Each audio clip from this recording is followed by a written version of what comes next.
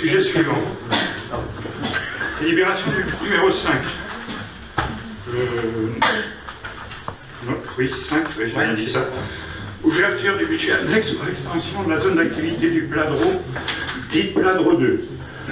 Donc, comme vous le savez, nous sommes très soucieux du développement économique et touristique de la commune, et nous sommes aussi très soucieux de la création d'emplois sur notre commune. Et donc, c'est pourquoi je vous informe que la commune est en passe de faire aboutir ses négociations pour l'achat de la parcelle cadastrée RL34, située rue de Guérande, d'une superficie de 26 952 m². La commune entend en effet proposer l'aménagement de ce terrain classé en 1A8, c'est-à-dire réservé aux activités économiques, en vue d'une extension de la zone d'activité du Pladreau qui sera dénommée Pladreau 2. Une division en lot sera alors prévue et les parcelles ainsi créées seront proposées à la vente pour des porteurs de projets à vocation économique. Ces opérations consistant à viabiliser et vendre des terrains à des personnes privées relèvent du domaine privé de la commune, ce qui justifie leur individualisation dans un budget annexe au budget principal. Celle-ci, en effet, prévoit spécifiquement les conditions de cette individualisation, en particulier la tenue d'une comptabilité de stock destinée à suivre les opérations d'acquisition de terrain, de viabilisation, de cession des terrains concernés. Ce budget sera assujetti à TVA. Donc je vous demande d'autoriser le conseil municipal, je demande au conseil municipal d'autoriser la création d'un budget annexe dénommé Zone d'activité Pladreau 2 en vue d'aménager des terrains destinés à l'accueil d'activités économiques et commerciales.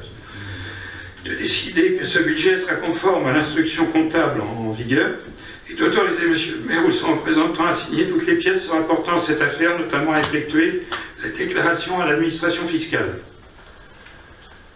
Y a-t-il des votes contre? Non, tu as une observation? Petite observation. Donc je peux que me féliciter de l'ouverture du Pladreau 2. Les féliciter. Les féliciter. Oui. Non, mais je peux que me féliciter de la zone du Pladreau 2.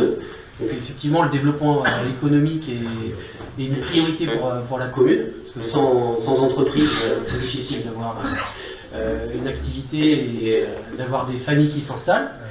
Par contre, moi, la question que je me pose, c'est est-ce que la commune va garder la maîtrise d'ouvrage sur cette zone d'activité? On va garder la maîtrise d'ouvrage tant que la compétence sera transférée à Cap Atlantique, c'est-à-dire normalement au 1er janvier 2017. Et donc, de toute façon, l'acquisition de terrain et les différentes opérations qu'on fera d'ici 2017, il en sera tenu compte par Cap Atlantique dans les différents transferts financiers qui seront faits entre la commune et Cap Atlantique. Parce que ma question, derrière, c'est de dire qu'il y a beaucoup de zones autour de nous. Si vous avez à comparer, vous avez Mesquer, Saint-Molf, La Turballe et Herbignac qui ont des zones d'activité commerciale, des acquis. Alors, je peux te dire que j'ai rencontré la vice-présidente de Cap Atlantique qui est compétente à ce sujet-là. Elle est très intéressée par la zone de Périel. Je pense que c'est une zone attractive, et justement c'est l'objectif. Par contre, moi là où j'attire l'attention, c'est sur quand il y a des aménageurs qui s'accaparent des terrains, le prix du terrain après est inabordable pour les entreprises.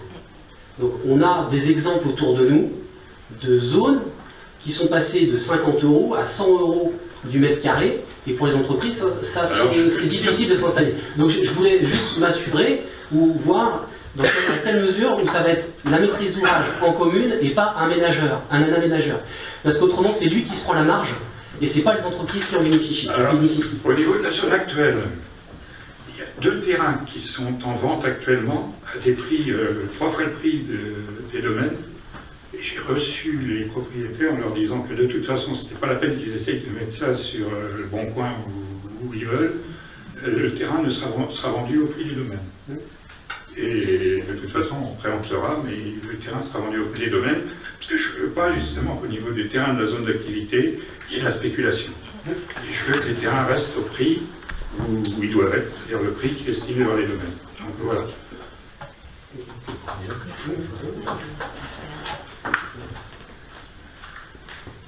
Voilà, il n'y a pas d'autres observations. Donc y a-t-il des votes contre la création de ce budget annexe? Donc à l'unanimité. Abstention, quand même. L'unanimité. Donc, sujet suivant, construction d'une maison de l'enfance. Non, admission en valeur. Ah, j'ai oublié les admissions en valeur. Admission en valeur. J'ai tourné la page un peu vite. Et vas-y. Admission en valeur. C'est la page de droite. Donc, bon, le receveur de la trésorerie de Guérande nous a adressé donc un relevé établissant donc les montants non recouvrés. Donc le receveur de la trésorerie nous demande de prendre une délibération pour une perte de créance en fait d'un montant global de 442,30 €.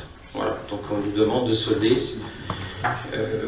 Vous avez le détail, ça se décompose par des droits de place pour 416 €, cantine à LSH 16,80 €, cantine de juillet 2012, 4,60 €, cantine d'octobre 2012, 0,30 centimes, et cantine de juillet 2012, 4,60 €, donc le montant total, 442,30 €.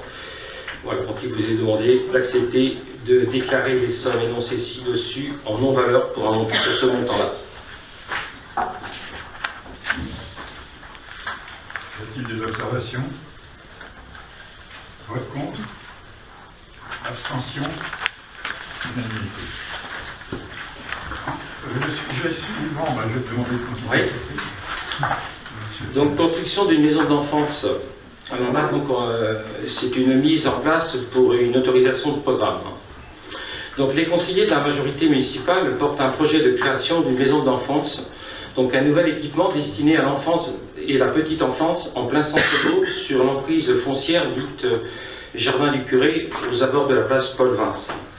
Cette future réalisation a l'ambition de regrouper sur un même site un multi-accueil pour les 0 à 3 ans et étendre donc sa capacité donc à 20 places pour ce qui concerne donc le multi-accueil. Et ainsi que d'ailleurs les services des accueils de loisirs pour les 3 à 10 ans. Donc l'actuel multi-accueil, appelé le Vivier à Doudou, pensé initialement comme une micro-crèche de 9 places, devenu multi-accueil de 13 places, ne répond plus aujourd'hui, tant en termes de normes que de qualité d'accueil, aux besoins réels des familles. Ce constat étant appuyé par des rapports des services départementaux de la protection maternelle infantile. Donc nous avons eu plusieurs visites, nous avons donc le médecin de la PMI, nous avons la caisse d'allocation familiale, on est à la limite, enfin, disons que si on n'avait pas lancé ce projet, on aurait été donc contraint, forcé de fermer la structure d'accueil du multi-accueil, puisque les normes ne correspondent plus du tout aux obligations actuelles. Et pour les personnels, il est extrêmement difficile de travailler dans cet espace très, très réduit, très confiné, qui ne correspond plus du tout. Je vous ai dit tout à l'heure que nous avions de plus les CAF, donc les biberons, enfin le lait, donc les biberons. Nous avons un stockage aussi, puisqu'on fournit les couches. Voilà, donc on a besoin de réfléchir. On a besoin de réfléchir donc à faire évoluer la structure, d'autant que les demandes sont très fortes, puisque actuellement donc nous avons 13 places de disponibles et les 13 sont régulièrement prises. Donc ce programme prévoit une emprise, ça marche plus sinon. Ce programme prévoit une emprise du projet qui est estimée donc sur une parcelle de 1036 m², soit donc un bâtiment de 510 m² de plancher. Donc il prévoit une partie administrative centrale, une salle de motricité centralisée, 2 salles d'activité, un dortoir, une salle de change pour le multi-accueil, 2 salles d'activité pour les ALSH, un office et une cuisine de distribution mutualisée, une cour extérieure avec une aire de jeu. Bon, le coût d'opération est évalué à 995 000 € hors taxe, soit donc 1 194 000 € TTC. Donc ça, c'est sans les subventions. Pour assurer les dépenses d'investissement conduisant à la construction de cette maison d'enfance, nous prévoyons donc de mettre en place à partir de 2016 une comptabilité d'engagement et le choix de la procédure des autorisations de programme et des crédits de paiement, donc c'est la PCP. Cette présente délibération donc, fixera ainsi l'enveloppe globale de la dépense affectée à la création de la maison d'enfance de Pierrec-sur-Mer, ainsi que sa répartition dans le temps et les moyens de son financement. Donc dès cette délibération, l'exécution peut commencer, donc ça sera donc la signature du marché. par exemple. Hein. Donc la commune de Caillac-sur-Mer souhaite donc pour cette opération ouvrir une autorisation de programme intitulée 2016-001, construction d'une maison d'enfants pour un montant s'élevant donc à 1 200 000 €. Donc dans ces conditions, l'échéancier qui vous est présenté là, pour lequel donc, on vous demande donc de voter sur une autorisation de programme à hauteur de 1 200 000 € et donc un crédit pour 2016 proposé à hauteur de 600 000 € et un crédit proposé pour 2017 à hauteur également de 600 000 €. Voilà, y a-t-il des observations? Oui. Merci, monsieur le maire. Voilà, c'est encore un projet, donc c'est votre choix. Nous considérons que c'est un projet très ambitieux, peut-être bien au-delà, compte tenu des contraintes du financement aujourd'hui, bien au-delà peut-être de ce qui est possible. Et ce qu'il faut bien voir aussi, vous avez fait appel, enfin, je vais ensuite tout à l'heure, vous avez évoqué les possibilités de subventions. Les subventions restent toujours de l'argent public. Donc on se doit aussi de regarder, de ne pas compter que sur ces subventions, même si elles représentent 60% du montant du projet, ça reste de l'argent public et peut-être aller ailleurs que sur cette opération. Vous avez évoqué que la fréquentation augmentait ou autre, sur certains domaines peut-être, sur d'autres peut-être moins. La question qu'on pourrait se poser, c'est est-ce qu'il y a pas d'autres hypothèses qui auraient pu être prises ou étudiées, soit sur l'agrandissement de l'existence, soit sur voir ce qui pouvait se faire avec modification et transférer peut-être l'office de tourisme plutôt que la maison d'enfance. On va se retrouver encore avec un projet qui va se retrouver éloigné de l'école. Vous allez encore avoir tous les mêmes problèmes de transport, d'accompagnement, les jours de prise haute des enfants. Là, on avait une structure qui était relativement homogène, enfin, comment dire, centralisée, concentrée. Et c'était des atouts très importants, qui pouvaient être transformés, peut-être. Justement, c'est un choix que vous avez fait. Apparemment, nous n'avons pas les éléments pour pouvoir apprécier que c'était le seul et unique choix. On se retrouve avec un projet d'1 200 000 € sur lequel on n'a que quelques moyens. Alors là encore, bon, c'est malheureux, bon, vous avez tout le loisir de passer nous voir en mairie pour qu'on puisse en discuter. Donc nous avons constitué un COPIM, un comité de pilotage. Je crois me souvenir que Mme Nadeau-Mabo, vous y étiez présente lors de ce comité de pilotage.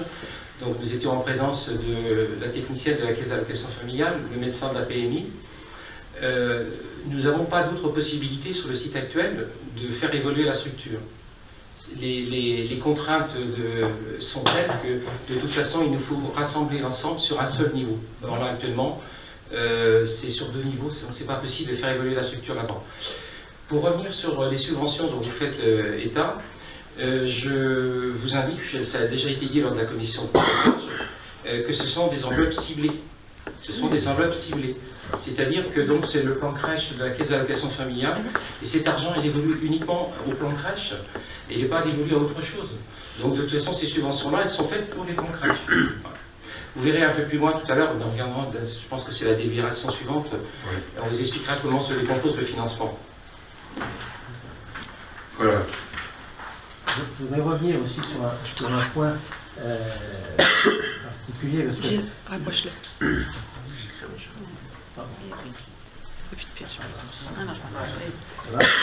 Non, si,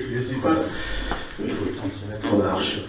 Je crois que la question de poser aussi, c'est que c'est des projets qui sont très importants, on le voit, que ce soit l'école de Bois-de-Wood. Est-ce qu'il n'y a pas une consultation de la population qui aurait peut-être pu être engagée? J'ai noté, moi, des choses que j'ai... Vous l'avez fait, vous? Je vois que vous avez écrit... Vous avez fait la place du marché, les gars, vous avez consulté les gens. Vous avez écrit... Vous avez investi 11 millions lors du C'était pas dernier... nous, Léa. Aucun d'entre nous n'étions élus au moment où Léa... Ah mais non, Non. aucun d'entre nous. J'étais correspondante de presse, j'étais à la place des... Lors du dernier mandat, vous avez investi 11 100 000 € en investissement. Avez-vous fait des référendums populaires? Je note que vous avez... Pose la question. Avez-vous fait des référendums? Je note que Mais vous simplement avez dit que vous pourriez, vous, ce patron. que vous avez écrit il y a quelque temps, une phase de concertation qui associe les citoyens où les futurs usagers est nécessaire pour tout projet important. C'est vous qui l'avez écrit. qu'on fait à travers les Pour toute évolution du service qui engage l'avenir. On ne peut pas en faire l'économie sans se couper des réalités et sans aller au-devant des graves désillusions lors des phases d'application. Les citoyens et les usagers sont les premiers concernés et doivent pouvoir s'exprimer sur leur avenir. De nombreux moyens existent. La commission extra-municipale enfance jeunesse, c'est-elle validée, a été réunie pour ce projet. Notre programme, La commission extra-municipale. Les commissions internes et municipales, on s'est réunis, vous l'avez évoqué. Les commissions extra-municipales, je crois qu'on a eu l'année dernière. Mais je viens On a attendu cette année sur ce sujet, sur ce dossier. J'ai expliqué que nous n'avions pas le choix. C'était la fermeture du vivier à Vivi. Alors que fait-on des jeunes mamans avec leur bébé? Vous nous demandez des mots. Oui, c'est une réalité. Oui, non, mais on vous demande simplement s'il y aurait possibilité d'y avoir d'autres Vous solutions. avez fait un référendum lorsque vous avez acheté la colonie des PTT, vous avez fait un référendum lorsque vous êtes venu là, vous avez pendant 35 ans été là, et vous Ah n'avez non, jamais consulté ça le fait peuple. 16 ans que j'habite en France, mon cher monsieur, alors faut arrêter là. On a pendant le jeune maire. Bon, La crise. Et là-dessus, les leçons n'ont pas de... Voilà, donc on va couper là le débat, ça suffit. Je veux simplement référence. Pardon? On va passer au Vous vote. voulez répéter? J'ai pas bien compris ce que vous avez dit là. On va passer au vote. Moi j'ai pas compris. Revenir. Je vais aussi revenir sur un point qui est intéressant. Je suis désolée. Moi également, De faire traiter comme ça, je suis désolée ma chère dame. Je vais revenir sur un point que vous avez, qui est important par rapport à cette maison d'enfance, qui n'arrête pas de ces projets pharaoniques. Ceci ira bien au-delà des besoins et de laquelle. Ça veut dire qu'on va faire appel à des besoins des communes voisines, comme vous avez commencé à supprimer la surtaxe pour les communes voisines. Et là-dessus, derrière, ça veut dire aussi des suppressions d'emplois dans la population. Il y aura aussi des suppressions d'emplois de la population, parce que c'est toutes les assistances maternelles à domicile qui se sentent visées par de tels types de projets. Donc je crois qu'on touche vraiment un point sensible du cœur de l'emploi. Jérôme? Pas du tout, parce que c'est très concret. Ce qui est malheureux avec vous, finalement, dans les commissions, vous semblez avoir compris les choses. Et puis lorsque vous êtes en conseil municipal comme ça, Je vous voulais êtes dire, la reparti sur commission un débat. enfance jeunesse, Ça c'est pénible. la maison de l'enfance, quand est-ce qu'on a travaillé dessus en commission enfance jeunesse? Quand? Sortez-moi les comptes rendus où ceci a été évoqué, traité en commission enfance jeunesse avec suffisamment de temps. Quand en première commission enfance jeunesse, la première question que j'ai eu l'occasion de poser, oh, si on commence à poser des questions, m'a-t-on dit. Oui, c'est facile de dire ça maintenant. Non, c'est pas facile. Tu peux raconter ce que tu veux. Je pense que c'est comme ça. Voilà, bon, bah, c'est bien. Voilà, on va continuer. Donc, par rapport à la mise en place des autorisations de programme, y a-t-il des votes contre? Abstention? Donc une abstention. Tu votes pas? On est parti. D'accord. Ah bon, d'accord. On va... Ça va être pareil. On va bien planifier. C'est une opposition constructive.